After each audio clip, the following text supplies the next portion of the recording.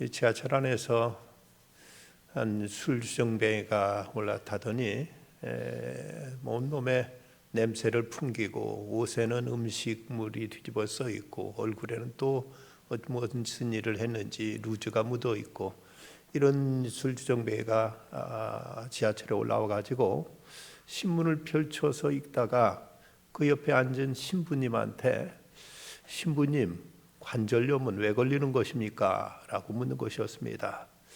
그 신부님이 보자 이 사람이 아주 고약하고 그저 불쾌해서 한마디 쏘아붙이다시피 그렇게 얘기를 했습니다. 관절염은 못된 짓 하고 술, 담배 처먹고 그리고 방탕한 생활하면 걸리는 것이요 하고 이렇게 일러줬습니다. 그저 그 사람이 그러더니 그 말 듣자 헤이 이런 빌어먹을 하고 이렇게 대꾸를 하는 겁니다. 신부님이 가만히 생각하니까 자기가 좀 심하게 말했나 싶어서 그 사람이 좀 더 이제 좀 목소리를 낮춰서 더 따뜻한 말로 그래 언제부터 관절염에 걸린 거요? 하고 물었습니다. 그랬더니 이 사람이 대답한 말이 아니 그건 제가 걸린 것이 아니고요. 이 신문에 보니까 교황님이 걸렸다고 돼 있군요. 이렇게 대답을 하더라는 것입니다. 그 사람 혼내주려다가 도리어 교황님을 욕되게 하고 말았습니다.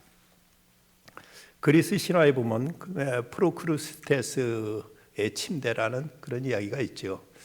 아테네 가는 길에 한 그 악한 강도가 지나가는 사람들 붙들어다가는 자기가 만든 자기의 철 침대에 누워놓고는 그 철 침대보다 사람이 키가 더 길면 그 긴 부분을 잘라서 죽이고 키가 모자라면 그 붙들어 매놓고 이걸 느려서 사람을 죽이는 이런 못된 강도가 있었다. 그래서 이런 강도가 프로크루스테스 침대라는 유명한 얘기가 있습니다.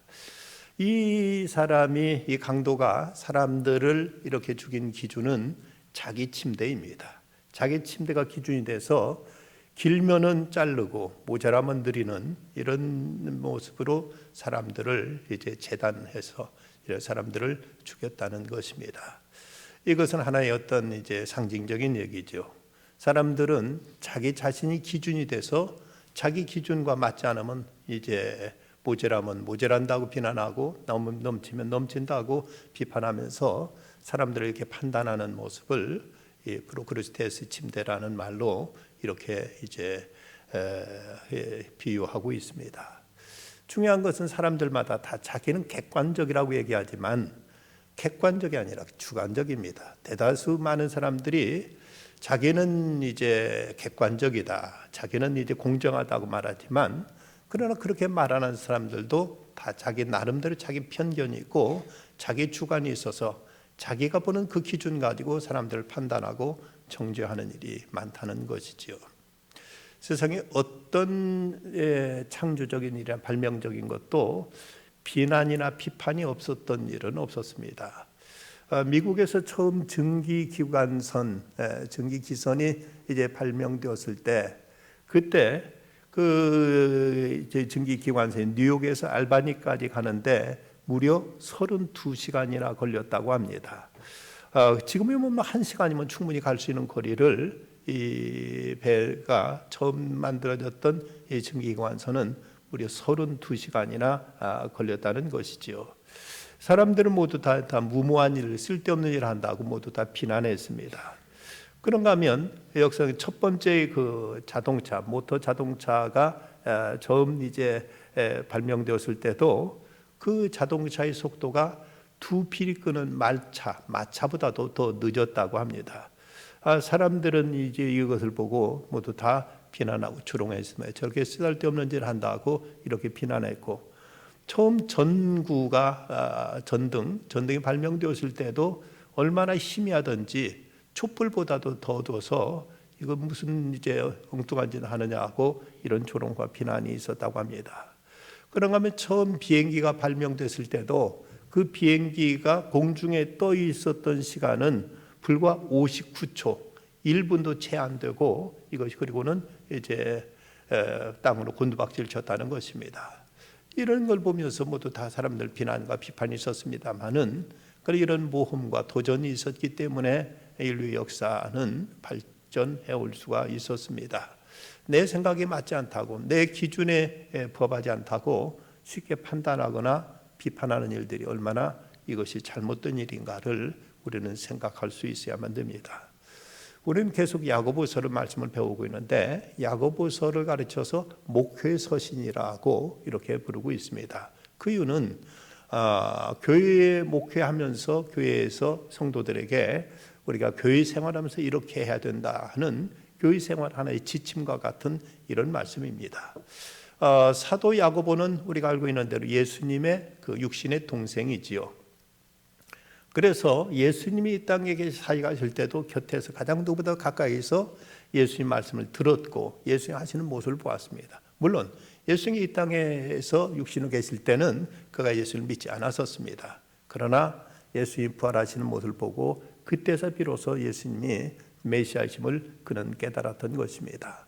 그리고 나서 그는 적극적인 복음 전도자로서 나서게 되었고 그래서 예루살렘 교회의 초대 감독으로 그는 무려 30년 동안이나 목회를 하면서 그러면서 예수님한테 직접 들었던 말씀들, 예수님이 직접 하셨던 말씀들을 자기가 직접 들었기 때문에 그 말씀을 지금 성도들에게 가르치고 전하고 있습니다. 그렇기 때문에 야고보서에 있는 말씀들은 모두 다 명령조로 되어 있습니다. 예수님이 이렇게 말씀하셨다. 그러니까 너 이렇게 하라는 나름대로 제가 직접 들었던 그 예수의 말씀을 그가 전하면서 이제 예수의 말씀을 그렇게 성도들에게 당시 예루살렘 교회 성도들에게 이 말씀을 그렇게 권위 있게 전하고 가르친 것이 바로 이 야고보서로서 예수님의 친동생, 육신의 동생이었던 야고보가 이 말씀을 이렇게 전하고 있는 것입니다. 여기서 다루고 있는 것들은 무엇보다도 이제 우리가 신앙생활하면서 어떻게 해야 될 것이냐, 하나님과의 관계 속에서 어떻게 하나님께 기도할 것이냐, 그리고 이웃에 대해서 어떻게 우리는 사람들을 대할 것이냐, 교인들에 대해서 혹은 이제 가난한 사람들에 대해서 주로 모든 대상은 교회에 나오고 있는 사람들에 대한 대상입니다. 그래서 야고보서에서 다루고 있는 것은 어디까지나 다 교회 안에서의 문제를 다루고 있지 교회 밖의 문제를 가지고 이제 그 다른 어떤 거창한 담론을 얘기하는 것이 아니라 우리가 실제적으로 교회 생활하면서 부딪히는 이런 문제를 사도 야고보는 우리에게 이제 그 명령조로 우리에게 교훈하고 있는 것입니다. 특별히 야고보에서 많이 자주 다루고 있는 것이 바로 언어의 문제, 말의 문제입니다. 우리가 교회 생활하면서 교회 안에서 뭐 대단한 큰 일이 일어날 리는 없습니다. 교회에서 누가 도둑질하거나 사기치거나 교회에서 살인하거나 구타하거나 이런 일은 거의 없죠. 근데 교회 생활하면서 우리가 간혹 시험 받는 것은 되게 말 때문입니다. 말 한마디 잘못하고 말 한마디 잘못 이제 우리가 들어서 이것 때문에 그렇게 우리가 시험 받고 이것 때문에 우리가 많은 이제 어려움을 겪고 때로는 이것 때문에 교회가 무너지기도 하고 이것 때문에 공동체가 큰 고통을 겪고 어려운 문제를 겪게 되는 경우가 많이 있습니다. 그래서 우리가 교회 생활하면서 말조심만 해도 그게 큰 문제는 없습니다. 말만 우리가 입만 잘 다스려도 교회 안에서 크게 시험 받을 일은 없기 때문에 교회 안에서 성도 간에 우리가 말을 신중하게 조심해서 해야 될 것을 오늘 말씀은 우리에게 무엇보다 강조하고 있습니다. 그래서 때로는 침묵은 금이란 말도 이제 있었지요. 조선조 영조 때 청구영언에 저자했던 김천택의 시조에 보면 말로써 말 많으니 말 말까 하노라 하는 이런 이제 시조 구절도 있었습니다. 말하다 보면 이것 때문에 말이 많이 생겨서 이 말이 자꾸 이것이 말이 만들어지고 말이 생겨서 잘 말을 하지 않을까 싶다는 이런 이제 그 시조가 그 김천택의 시 가운데 있습니다만은 참된 말은 깊이 생각한 끝에 나온다. 무슨 말을 할 때면 그 말이 침묵보다 더 가치가 있는 것이 아니라면 차라리 하지 않는 게 낫다고 이런 이제 교훈도 있습니다. 수도사 한 명이 그 마토스 수도 원장이 찾아와서 자기 신의 고민을 이렇게 토로합니다. 제 입이 큰 문제입니다. 신도들과 같이 있을 때 자제하지 못하고 그들의 허물을 비판하고는 하는데 어쩌면 좋습니까? 라고 이렇게 이제 수도 원장한테 이렇게 이제 자기 고민을 얘기하자 이 사람이 이 수도원장이 그에게 그 충고하기를 먼저 너 자신의 잘못을 인정해라. 그리고 결국 내가 남보다 낫지 않다는 사실을 항상 기억해라. 자신의 한계를 충분히 알면서 노력한다면 문제는 해결될 수 있을 것이다 라고 이렇게 충고했다고 합니다.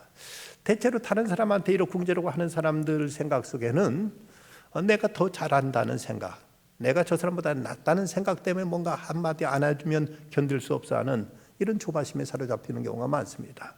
그러나 그러기에 앞서서 사실 내가 저 사람보다도 못하다, 나는 부족하다 하는 것만 알면은 대체로는 우리가 이런 시험에 빠지지 않게 된다는 것이지요. 자신이 결코 다른 사람보다 낫지 않다 하는 사실, 자신의 한계를 알고 자신의 부족을 먼저 생각한다면 우리가 함부로 다른 사람 충고하고 다른 사람 이제 고치려고 하면서 다른 사람을 상처 주거나 시험 들게 하는 일은 이제 나타나지 않을 것이라고 이렇게 충고했다고 합니다. 야고보서 3장 16절에서는 혀는 곧 불이라고 이렇게 말씀하고 있습니다. 며칠 전에도 저쪽 그 가운데 불이 났습니다만은 처음 불의 시작은 성냥 한 개 핍니다. 근데 작은 불씨 하나가 이거 번지다 보면 온 산을 태우게 되고 얼마나 많은 집을 태우듯이 우리들이 어떤 이제 설화, 이제 입을 통해서 생겨나는 이런 문제도 사실은 그저 사소한 말, 작은 말 하나가 이것이 이제 큰 화를 일으키는 경우들이 많은 것입니다. 요즘은 다들 핵가족 시대라고 하죠. 옛날은 대가족 시대에 살던 때는 층층이 할아버지가 계시고 부모님이 계시고 어른들이 계셨기 때문에 말 한마디도 조심하는 버릇이 아예 몸에 뱄었는데 요즘은 다들 핵가족으로 살다 보니까 어른이 없습니다. 그냥 쉽게 내뱉다 보니까 이래서 가정에서 또 이웃 간에 또 교회에서 또 교회 안에서도 많은 말의 실수로 인한 여러 가지 분란이 생기는 모습을 우리가 엿볼 수가 있습니다. 믿는 사람에게는 믿는 사람 나름대로의 그 말이 있지요. 특별히 믿는 사람들은 무엇보다도 부정적인 말을 삼가야 됩니다. 그 이유는 우리의 말 자체가 이것이 하나의 어떤 기도와 같고 말 자체가 하나의 선포적인 기능이 있기 때문에 말이 그대로 씨가 된다는 말처럼 이 말 자체가 이것이 저주도 되고 축복이 될 수 있습니까? 그렇기 때문에 삼가 믿는 사람들은 말을 특히 부정적인 말, 앞으로 어떤 운명적인 말은 대단히 조심해야 되고 대단히 이것은 삼가야 되는 것입니다. 하나님이 듣고 계시고 하나님 우리가 말한 대로 그대로 이루어진다는 사실을 생각하면은 어떤 일에서도 우리가 함부로 부정적인 말을 하게 되면 그것이 이제 그대로 하나의 운명처럼 굴레처럼 되어버릴 수 있기 때문에 우리는 이런 말을 대단히 조심해야 된다는 것을 잊지 말아야 될 것입니다. 오늘 이제 말씀 속에서 비방하지 말라고 먼저 말씀합니다. 비방하지 말라. 여기서 이 비방이란 말은 헬라어로 카타랄레오라는 단어인데 이 카타라는 단어는 영어로 against, 뭐뭐에 대적한다, 뭐뭐에 반대한다는 이런 뜻을 가지고 있는 말이고 랄레오란 말은 말, 언어를 이제 뜻하는 표현인데 이것은 이제 다른 사람하고 대화할 때 이 말을 어떤 반대하는, 대적하는 이런 투의 말을 하지 말라는 이런 얘기입니다. 우리가 말하다 보면 어떤 사람들 어떤 말도 어떤 습관이 있어서 어떤 사람들은 꼭 사람이 누가 말하면 그것을 말꼬리 잡거나 말에 대해서 비판부터 하거나 자기 어떤 거기에 대해서 자기 개성과 자기 주관을 나타내겠다고 꼭 이제 다른 각도로 꼭 얘기를 하려고 하는 이런 경우를 보게 되는데 이런 말버릇이 썩 좋지 않은 것이죠. 우리가 서로 대화하려면 서로가 그 말을 상대방의 얘기를 잘 듣고 그리고 거기에 대해서 긍정할 부분은 긍정하고 그리고 나서 이제 자기가 얘기할 부분은 또 따로 얘기해야 될 텐데 무조건 반대부터 하고 나오는 사람들이 있습니다.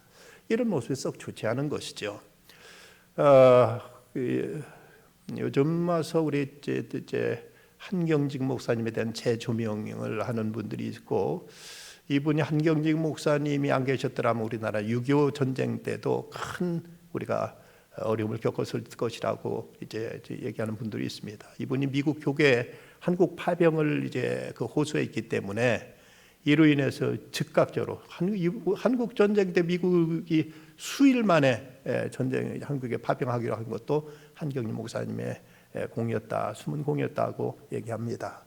한경림 목사님이 얼마나 온유하신 분이었는지, 이분은 당회를 하실 때 아니면 교회에서 어떤 문제를 의논하고 회의를 하실 때 누가 무슨 얘기하면 그분 평양도 그 방언으로 기름 그 말이 옳디 하고 이렇게 이제 꼭 말씀하시고 했는데, 이분은 당신과 뜻이 안 맞는, 뜻이 맞지 않는 얘기를 누가 하면 그 말도 일리가 있지 하고 이렇게 얘기하시답니다.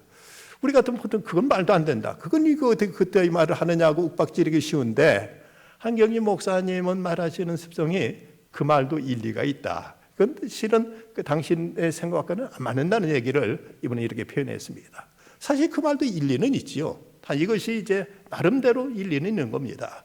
그런데 이제 내 생각과 맞지 않으면 그건 절대 틀린 것이냐, 이건 잘못된 것이냐 이렇게 생각하는데, 틀린 것과 틀리다는 말과 다르다는 말은 분명 다른 얘기인데도 우리는 이걸 분간하지 못하고 있을 때가 많습니다. 저 사람 얘기가 다른 얘기지 틀린 얘기라고 단정하기는 어렵습니다. 많은 경우가 서로가 다를 뿐입니다. 그런데 내 생각은 옳고 저 사람은 틀렸다고 말하는 것은 대단히 잘못된 생각일 수 있죠. 다를 뿐입니다.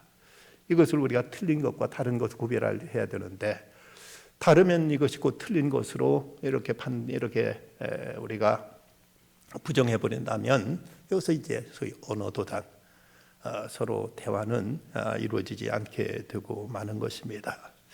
칼로만 사람을 죽이는 것이 아니라 혀로도 얼마든지 사람을 죽입니다. 여러분 의사분들의 이야기에 의하면 암이란 병도 사실은 상당히 심리적인 요인이 많다고 합니다. 마음의 상처를 받고 마음이 그것 때문에 괴로워하다 보면 이것이 이제 암으로 발전할 수 있는 가능성이 많다는 거지요. 언제든 누구나 다 암에 걸릴 수 있는 소지는 다 있습니다. 근데 우리는 면역력이 있어서 이걸 이겨내니까 암에 걸리지 않는데, 자꾸 마음에 상처를 받고 그것 때문에 잠 못 이루고 이것 때문에 괴로워하다 보면 그때 이제 어떤 약간 어떤 좋지 못한 이런 이제 증세가 나타나면 이것이 자칫 암으로 발전할 수 있는 요소가 높다는 것이죠. 그래서 우리가 이제 어떤 칼로만 사람을 찌르는 것이 아니라 혀로, 말로도 얼마든지 사람에게 큰 독을 끼칠 수 있기 때문에 이렇게 사람들을 비방하지 말라고 말씀하고 있습니다. 또한 이제 판단하지 말라고 말씀하는데, 이 판단이란 말은 헬라어로 이제 크리노라고 해서 영어로는 judgment, 이것은 심판한다, 단죄한다는 이런 의미를 가지고 있습니다. 흔히 우리는 이렇다 저렇다 얘기를 하는데, 이런 것에 대해서 쉽게 함부로 우리가 결정적인 말을 하는 것은 매우 조심해야 됩니다. 내 생각은 그렇다, 내가 보기에는 이렇게 생각한다고 자기 의견과 자기 생각을 얘기할 뿐이지 이건 이런 것이다 저런 것이다 하고 딱 잘라서 얘기해 버리면 더 이상 이제 얘기는 이제 진행되기가 어려운 것이죠. 우리가 누구도 세상에 절대는 절대로 없다는 이런 역설적인 말도 있습니다만은 그 문제에서 내 의견은 이렇고 내 생각은 이런 것이지, 그것을 자기가 어떤 결정권을 가지고 있는 것처럼 그건 아니다, 그건 이렇다 하고 딱딱 단정해 버리면은, 이렇게 되면 이제 이 때문에 상대방은 큰 상처를 받을 수 있고 그게 시험에 들 수 있는 소지가 많습니다. 어떤 사람은 이제 저 사람이 구원받았네 못 받았느냐 이것에 대해 단정하려고 하는 경우가 있습니다만, 그걸 누가 할 것입니까? 하나님이면 누가 감히 저 사람이 구원받았다 못 받았다를 우리가 판단할 수 있겠는가?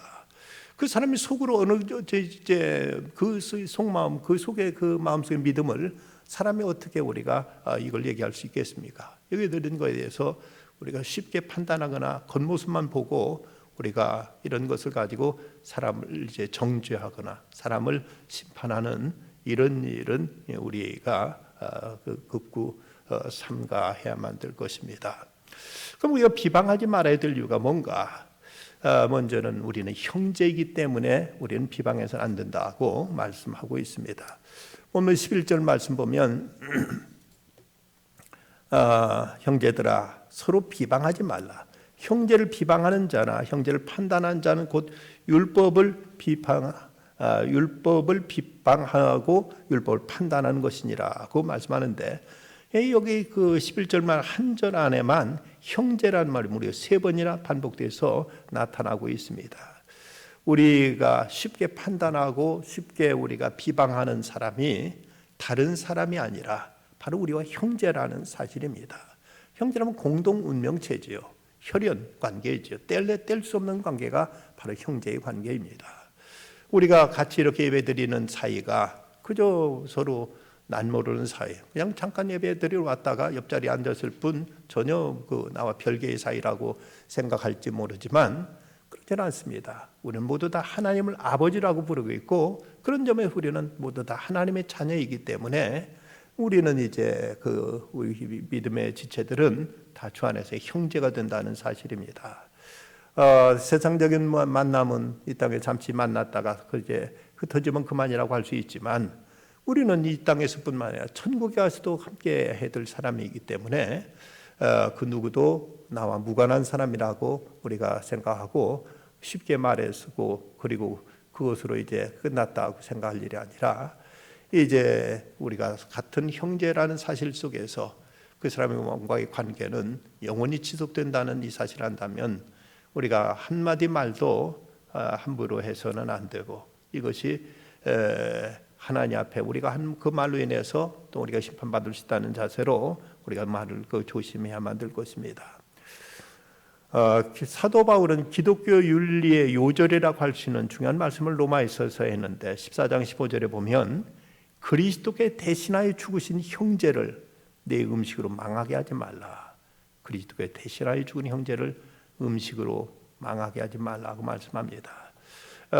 당시 로마라든지 고린도 같은 데서는 우상한테 제사 지낸 그 음식을 가지고 이걸 먹어도 된다 안 된다 하고, 안 먹은 사람을 비난하고 정죄하고, 이제 이걸 가지고 넌 지옥 갔다 하고 이렇게 이제 판단했는데, 여기서 사도 바울은 그리스도께 피 흘려 죽으신 형제, 예수님께서 나를 위해서도 피 흘리셨을 뿐만 아니라 저 형제를 위해서도 피를 흘리신 것입니다. 그런데 그렇게 그리스도께서 그토록 큰 희생을 치르고 대속하신 그 사랑하신 형제인데, 그 형제를 그 먹는 문제 가지고 이렇게 판단해 가지고 그를 이제 망하게 하지 말라, 그를 실족하게 하지 말라고 이렇게 말씀하고 있습니다. 이제 형제의 관계, 형제에 대한 바른 시각이 그리스도께서 대신하여 죽은 형제다고 이렇게 말씀하고 있다면, 나한테는 아무런 것도 아닐 것 같지만 예수님은 바로 나를 위해서뿐만 아니라 저 사람을 위해서도 대신하여 죽으셨는데, 이렇게 예수님의 그 피값이, 예수님의 그토록 큰 희생이 저 형제에게도 부어졌는데, 그 형제를 그 먹는 문제 가지고 이렇게 문제로 가면서 그를 실족시키게 되면, 그를 망하게 하고 자칫 이로 인해서 그가 믿음에서 벗어나게 되면 얼마나 그가 이제 주님께서 얼마나 안타까워하시고, 얼마나 주님께서 슬퍼하시고, 얼마나 주님께서 이것 때문에 비통해 하시겠는가. 그리스도께서 대신하여 죽은 형제를 음식으로 먹는 내 음식으로 망하게 하지 말라고 말씀하고 있습니다.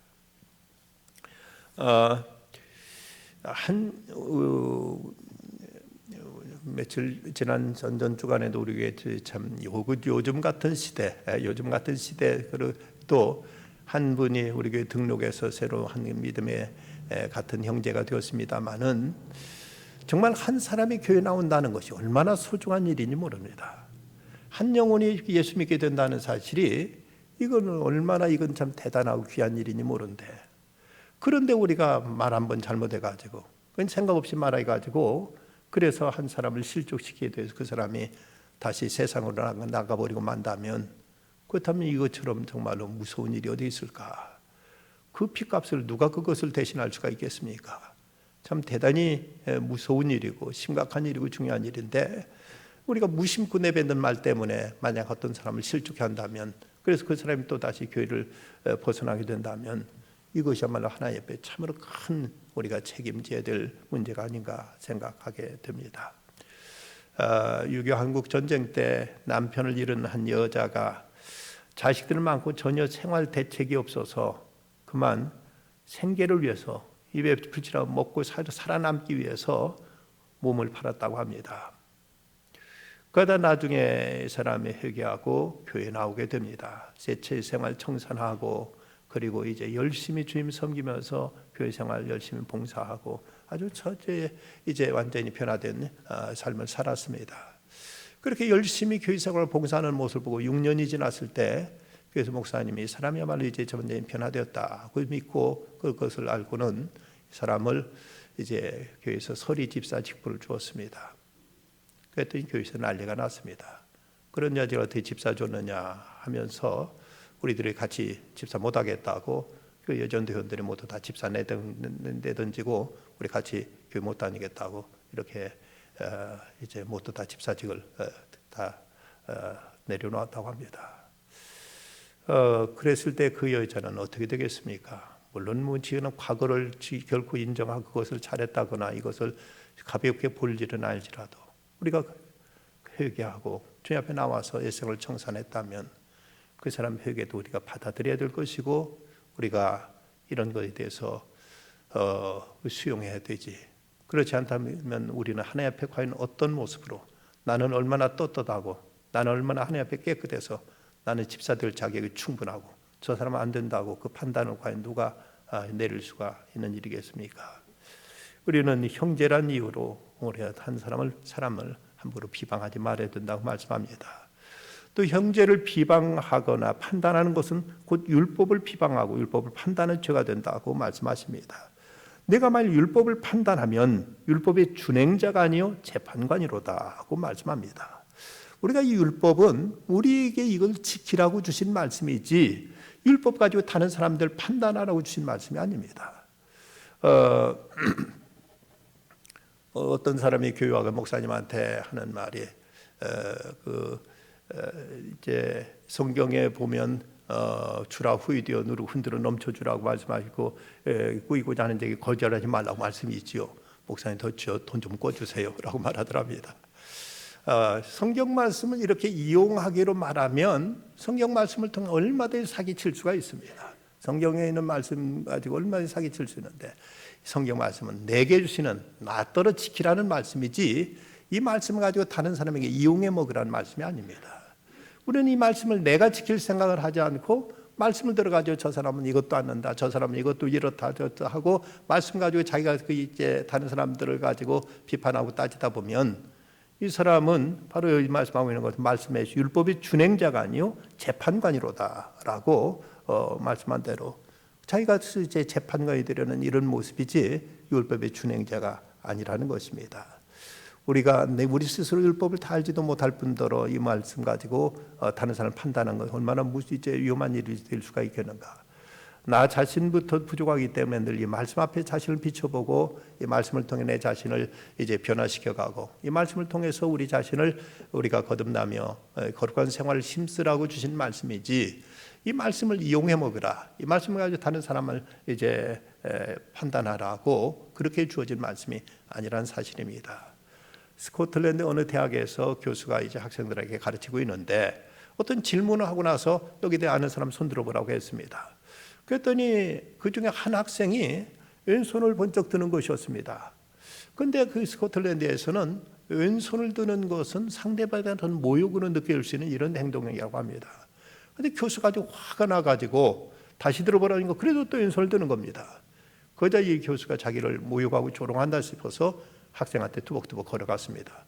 야단치려고 보니까 학생의 오른팔이 없더랍니다. 이 학생이 하는 말이 전쟁에 나갔다가 총에 맞아서 이렇게 됐습니다 라고 말하더랍니다.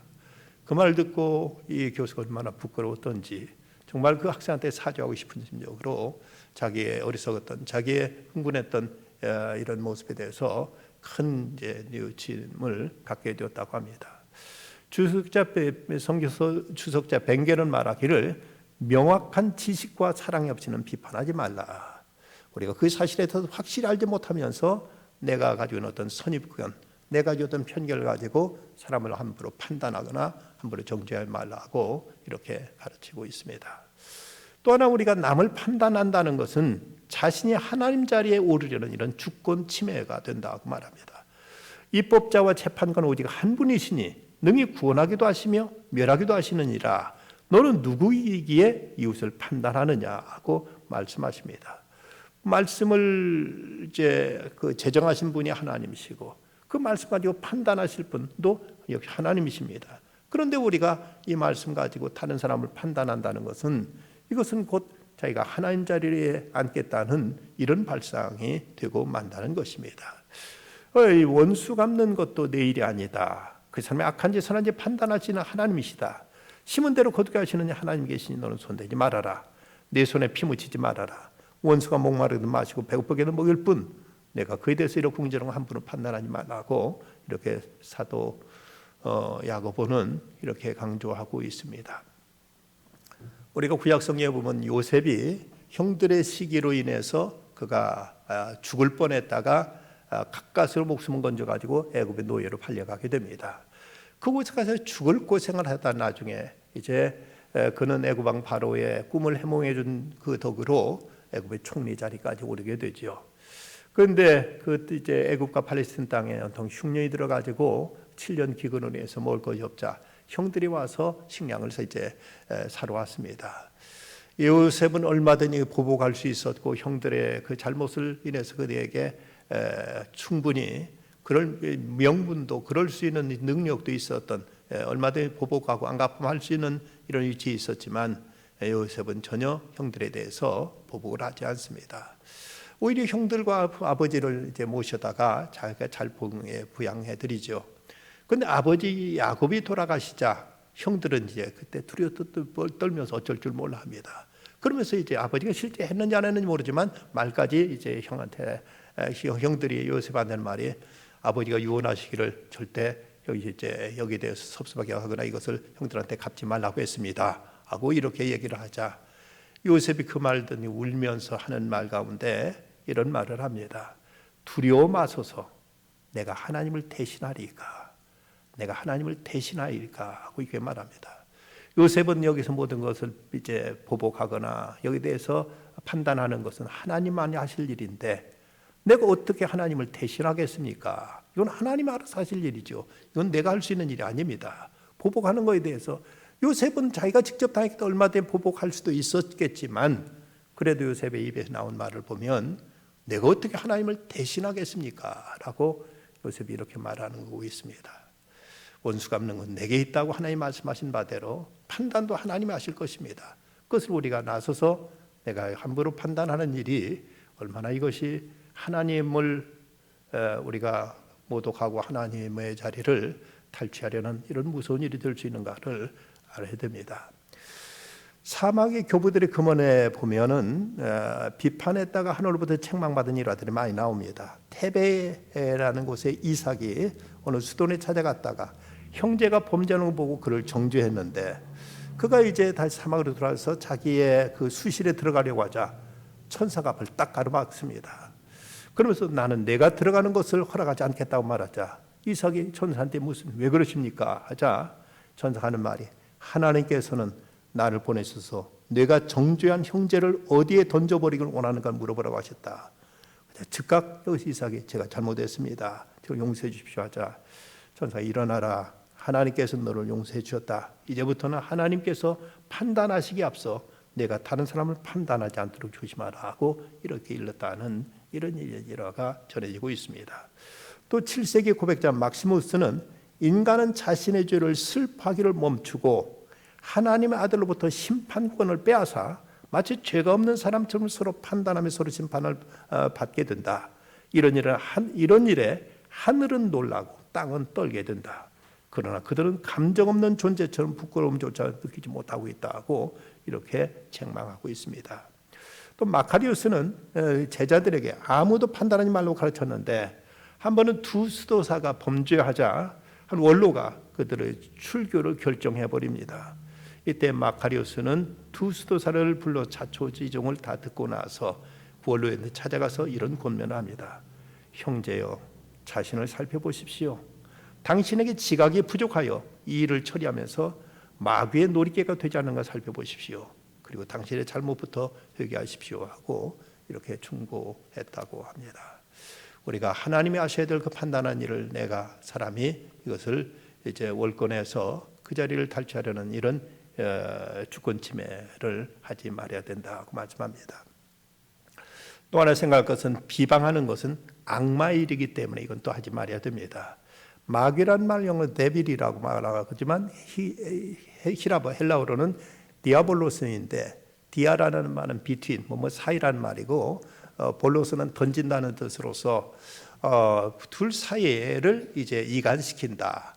둘 사이를 틈을 벌어지게 한다는 이런 뜻을 가지고 있는 것이 마귀의 속성, 마귀는 이름이 가지고 있는 의미가 바로 그것입니다. 그래서 형제들 사이를 이간시키고 서로 이제 등을 돌리게 만드는 것. 어떻게든 마귀는 성도들 사이, 사람들 사이를 이제 서로 틈이 벌어지게 하고 서로 다투게 하고 서로 멀어지게 하는 것이 마귀의 짓인 것입니다. 그래서 형제한테 상처를 주게 해서 그래서 원수지간을 만들기도 하고 그래서 교회를 분란시키고 서로를 돌아서도록 만드는 일이 마귀의 역사인 것입니다. 그런 일이 우리 가운데는 이제 혹시라도 나타났다면 마귀가 또 시험하고 있구나. 마귀가 우리를 교회를 혼란시키려고 마귀가 우리 사이를 갈라놓으려고 이렇게 지금 이제 역사하고 있구나 하고 그 마귀의 흉계를 우리가 알아채고 즉시 이것을 기도로 물리쳐야만 될 것입니다. 7세기 시나이의 사막에서 수도했던 아나스타시오스는 그리스도의 재림 이전에 남을 미리 판단하는 사람은 적그리스도이다. 왜냐하면 그리스도의 고난을 강탈했기 때문이라고 이렇게 강하게 말하고 있습니다. 그래서 수도사들은 타인에 대한 정죄를 인간이 하나님이 되려는 사탄적 행위로까지 이렇게 이제 판단했습니다. 이런 가르침과 비판은 이 시대를 살아가는 우리들에게는 지나친 이건 이제 왜 너무 과격한 말이 아닌가 하고 생각하기 쉽습니다만은 비판하는 것은 영혼을 더럽힐 뿐만 아니라 이것은 이제 그 자신만 아니라 이웃에게도 치명적인 손해를 가져오는 파괴적인 행위를 생각하는데 이런 사도들은 이제 수도사들은 이런 문제에서 아주 대단히 민감했고 이런 일을 극히 조심했다고 합니다. 중세 시대에 쓰여진 미드라시에 보면은 이런 말이 있습니다. 중상모략은 큰 죄라 일컫는 우상숭배, 간음, 살육보다도 살인보다도 더 무서운 죄다. 그만큼 비방하는 것, 사람들 중상하는 것에 대해서 수도사들은 이것을 가장 심한, 가장 무서운 죄로 간음보다 살인보다 우상숭배보다도 더 무서운 죄라고 이렇게 생각할 만큼 이것도 극히 이제 여기 대해서 이제 경계했습니다. 지난해 그 연예계를 뜨겁게 달궜던 사건이 있었습니다. 바로 그 가수 겸 배우였던 최진리, 설리라고 알려져 있는 25살 된 그 배우의 죽음입니다. 지난해 싱글 앨범도 발표하고 악플의 밤이라는 예능 프로그램에도 출연해서 방송 활동을 지속해 왔는데 그녀의 이 자살 사건은 참으로 많은 연예계에 충격을 주었습니다. 그녀는 2014년 걸그룹 FX의 활동을 중단할 정도로 악성 댓글이 이미 시달렸는데 그런데 지난해에도 그 악성 댓글로 인해서 그는 자기의 그 억울함과 제 괴로움을 견디지 못하고 그만 극단적인 선택을 하고 말았습니다. 연예계에는 이런 사건이 많이 있었습니다. 윤희, 정다빈, 최진실 등 연예계의 많은 스타들이 그 악플들로 인해서 그래서 스스로 목숨을 끊은 일들이 많이 있었고 또 온라인에서 집중적으로 괴롭히는 사이버 불링에 의해 가지고 그러니까 왕따시키는 완전히 누구를 병신 만들고 완전히 사람을 매장시키는 이 집단적으로 언어적인 린치를 가해 가지고 못 견뎌서 청소년들 중에서도 이런 일로 인해서 자살한 일이 1년이면 수십 건, 수백 건이 일어나고 있는 현실입니다. 이런 걸 보면 악담, 악플이 이것이 그야말로 사탄적인 일이 아닌가 하는 생각을 갖게 됩니다. 악한 마음을 품으면 그 해독의 절반은 이미 자기가 마시게 된다고 서린 세네카는 말한 바가 있습니다. 피차 비방하지 말아라, 판단하지 말아라. 그리고 이제 저 형제는 그리스도께서 저를 위해서도 대속하신 대신 죽으신 형제라는 사실을 가지고 서로를 존중히 여기며 할 수 있는 대로 덕스러운 말, 하는 수 있는 대로 은혜로운 말로 우리가 서로를 격려하는 중에 우리 공동체가 그리스도의 사랑 안에 더 아름다운 평화를 이루고 천국을 이룰 수 있는 아름다운 공동체를 이루는 우리가 되어야 되겠습니다. 기도하십시다. 거룩하신 아버지 하나님, 이 밤도 죄전에 나와서 제 말씀을 받습니다. 많은 경우 성도들 간에 받게 되는 상처는 바로 말 때문인데 이런 일을 조심하라. 이런 일은 하나님의 자리를 빼앗으려는 짓이요 마귀한테 노란한 일이라고 경계하고 있습니다. 믿는 성도로서 할 수 있는 대로 덕스러운 말, 격려하는 말, 위로와 힘을 줄 수 있는 말을 할지언정 판단하지 말게 하시고 비방하지 않게 하셔서 저희들로 하여금 참으로 아름다운 공동체, 아름다운 교회를 이룰 수 있게 해주시고 이래 저희가 나누는 그리스도의 사랑이 이 교회 밖으로도 퍼져나가서 많은 사람들을 세워주고 많은 사람을 일으킬 수 있는 저희들의 언어가 되게 해주시옵소서. 3월 17일 주일에 있을 항전의 선거를 주께 축복해 주시고 하나님의 뜻에 합한 종들 잘 세워서 교회가 더 든든히 이제 전진해 나가게 해 주시옵소서. 예수님의 이름으로 기도드리옵나이다. 아멘.